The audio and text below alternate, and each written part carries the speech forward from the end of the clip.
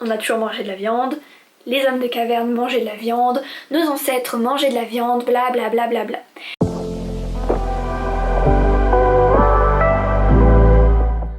Bonjour à tous et à toutes, bienvenue dans cette vidéo, j'espère que vous allez très bien.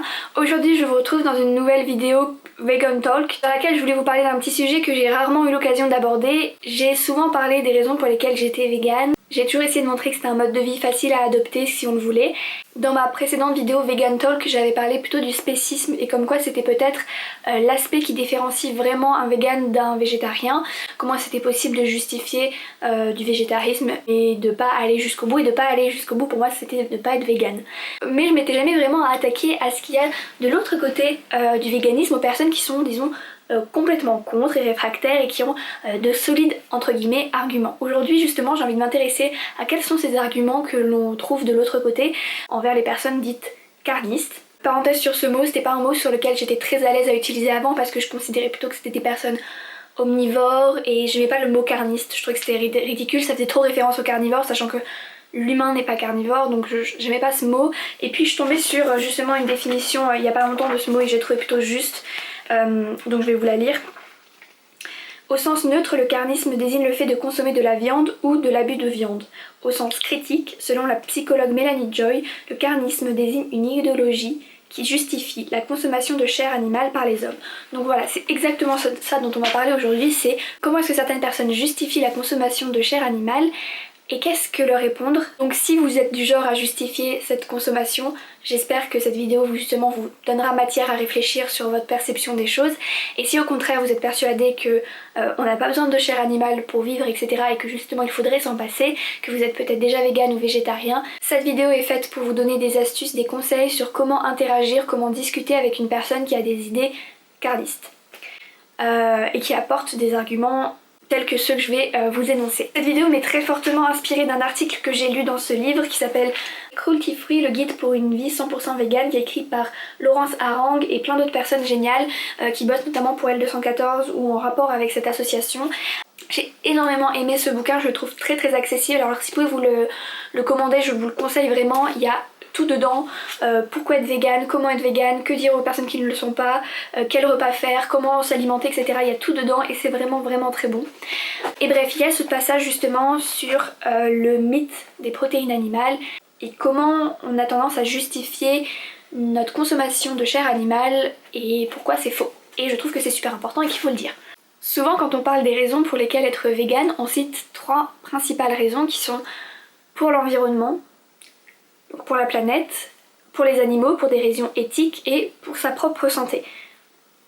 Et bien de l'autre côté, pour justifier justement la consommation de produits animaux, il y a trois grandes raisons principales qui vont nous intéresser aujourd'hui. Je vais reprendre les mots de Florence Burga justement pour parler de ça.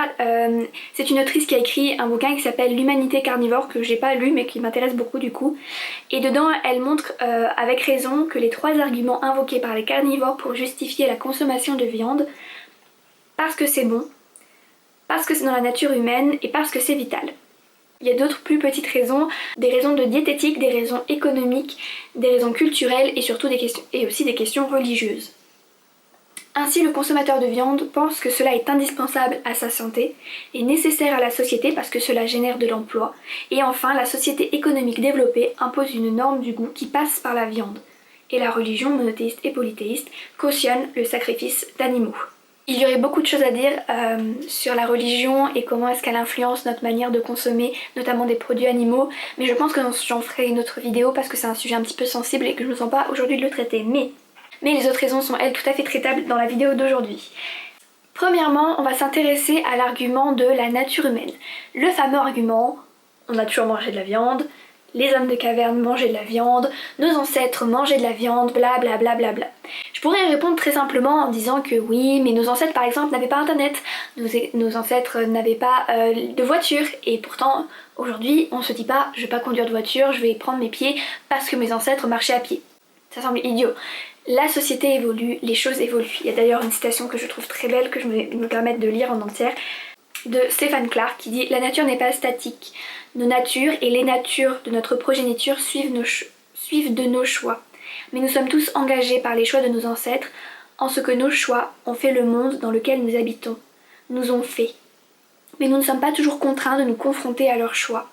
Le panda végétarien est membre de l'ordre des carnivora.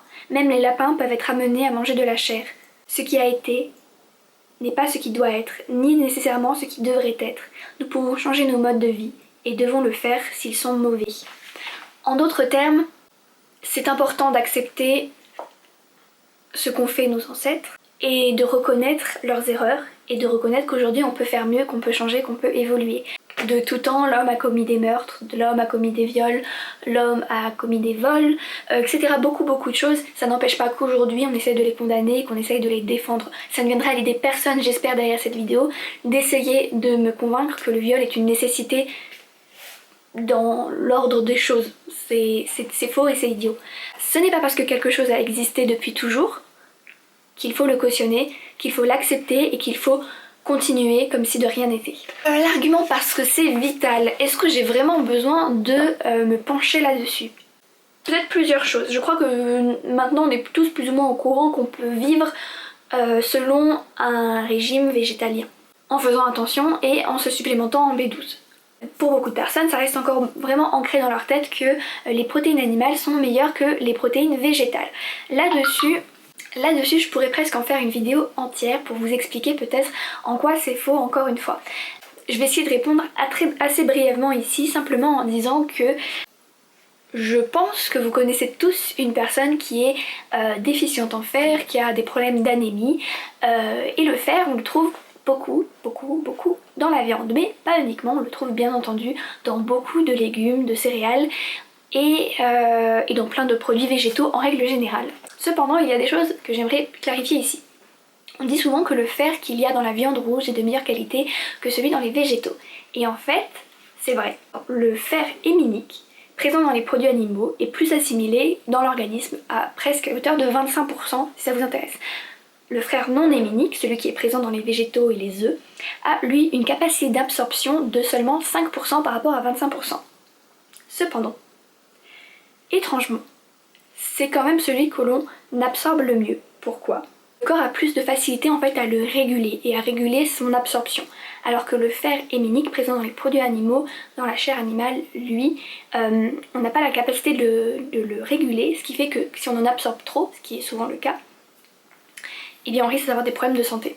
Et aussi, ce n'est pas parce qu'on mange une grande quantité de viande rouge que l'on ne va pas être déficient en fer. Donc la prochaine fois que votre médecin vous conseille de manger de la viande parce que vous manquez de fer, changez de médecin.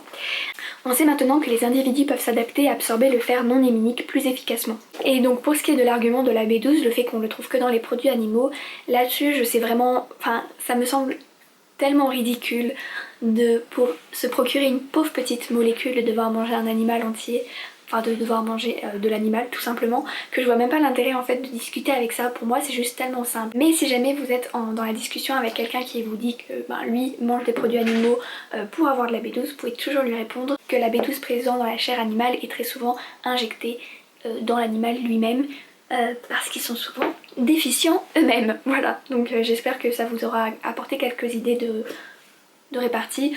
Ce n'est pas vital de manger des produits animaux. Et voilà, c'est important de le répéter. Avant de nous intéresser à l'argument principal de cette vidéo, je voulais quand même revenir sur des petites autres raisons que j'ai évoquées au début de cette vidéo, qui sont des raisons économiques et culturelles. Économiques parce que l'on pense qu'en consommant des produits animaux, on va aider des éleveurs, des agriculteurs à vivre mieux de leur travail.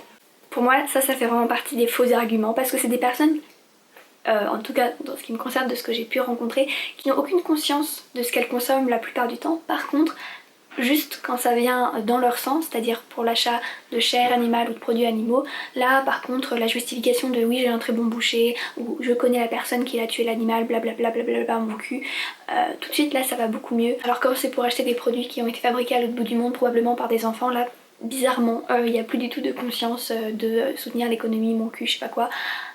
Bref, pour être tout à fait honnête avec vous, pour moi le seul argument qui valide le fait de manger des produits animaux, de la chair animale, ça sera celui du goût.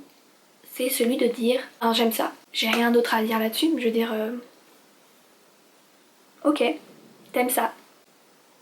Maintenant. C'est ce que je pensais avant. Et puis je me disais oui mais bon, c'est pas seulement tes goûts personnels, ça implique quand même la vie d'un autre individu et je trouve que c'est quand même un peu gros de se dire uniquement c'est mes goûts. Pour moi c'est un peu facile encore une fois. La société économique développée impose une norme du goût qui passe par la viande. C'est ça qui est important de rappeler en fait, selon moi, c'est que ce ne sont pas vos goûts ont été conditionnés par la manière dont vous avez grandi, par la manière dont vous avez mangé des choses, etc. Et il est fort à parier que c'est pas sûr que vous aimiez ça si jamais vous n'en aviez jamais mangé de toute votre vie. Peut-être, peut-être pas. Mais une chose est sûre, c'est que c'est trop facile de dire j'aime ça alors j'en mange, sans se poser la question derrière de ce que ça implique. Aussi bien ce que ça implique maintenant, aujourd'hui, c'est-à-dire le fait que la vie d'un animal soit utilisée, et aussi le fait que derrière vous, vous avez des milliers d'années d'évolution qui vous ont amené ici. Enfin, toujours pour parler de Florence Burga, elle rajoute quand même que le carnivorisme, le fait de manger le vivant, une manière d'exprimer un sentiment de supériorité sur des animaux non humains. Et paradoxalement, les hommes ne tuent pas pour manger de la viande, mais mangent de la viande pour tuer. Puisque manger un animal mort, ça implique forcément qu'il t'ait été tué. Et de cette manière, on supporte une certaine idéologie de supériorité entre les humains et les animaux. Comme la dernière fois, n'hésitez pas à commenter sous cette vidéo et qu'on puisse un peu échanger, j'ai hâte d'entendre vos avis. Je vous embrasse, je vous dis à la semaine prochaine pour une nouvelle vidéo et je termine juste par cette citation que je trouve très belle de Claude Lévi-Strauss. Car un jour viendra où l'idée que pour se nourrir, les hommes du passé élevaient et massacraient des êtres vivants et exposaient complaisamment leur chair en lambeaux dans des vitrines inspirera sans doute la même répulsion qu'aux voyageurs du XVIe ou XVIIe siècle les repas cannibales des sauvages américains, océaniens ou africains.